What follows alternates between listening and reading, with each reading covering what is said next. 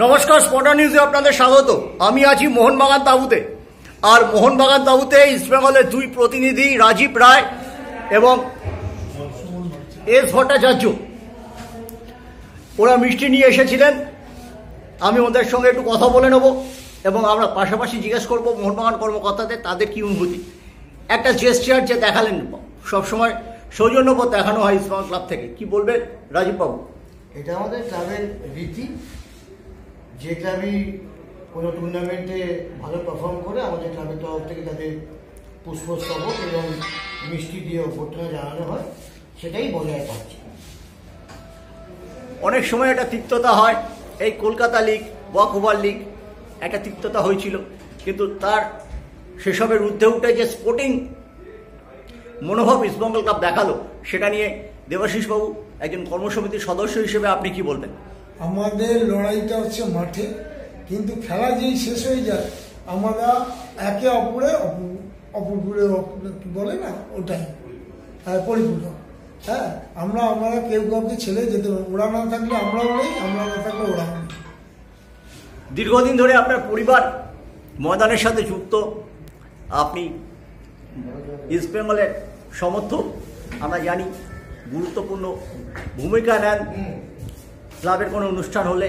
মোহনবাগান ক্লাবে এসে কেমন আপনার অনুভূতি হচ্ছে এবং এই যে জেস্চারটা কেমন দেখালেন?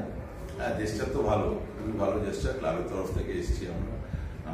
আই এম ফিলিং প্রাউড যে ক্লাবের তরফ থেকে এসেছি। মোহনবাগান ক্লাবকে যে চ্যাম্পিয়ন হয়েছে তার জন্য থ্যাংক ইউ আর কনগ্রাচুলেশন জানানো। আমাদের একটা বরাবরই একটা রীতি আছে, রাজীবদা বললেন যে ইস্টবেঙ্গল ক্লাব সবসময় অন্য আরও ক্লাব যারা যখন চ্যাম্পিয়ন হয়েছে তাদেরকেও আমরা পুষ্পস্তবক এবং মিষ্টি দিয়ে বরণ করে নিয়েছি। এবারও কোনো তার ব্যতিক্রম থাকলো না। ইস্টবেঙ্গল ক্লাবের তরফ থেকে আমাদের তরফ থেকে শুভেচ্ছা থাকবে।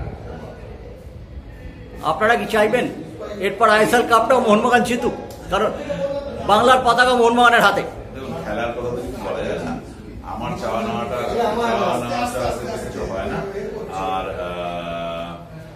মোহনবাগান ভালো খেলছে, ভালো টিম, এবার বাকি খেলা তো মাঠে হবে। ইস্টবেঙ্গল ক্লাবের এই জেস্চার কি বলবেন? এটা না, বিশেষ করে ইস্টবেঙ্গল মোহনবাগানের নয়, এটা আমাদের ময়দানেরই জেস্চার। আমার ব্যক্তিগত স্তরে মনে হয় এটা যে কোনো ক্লাব, যে কোনো ক্লাবের ভালো পারফরমেন্সে সবাই সবাইকে সম্মানিত করে, উৎসাহিত করে।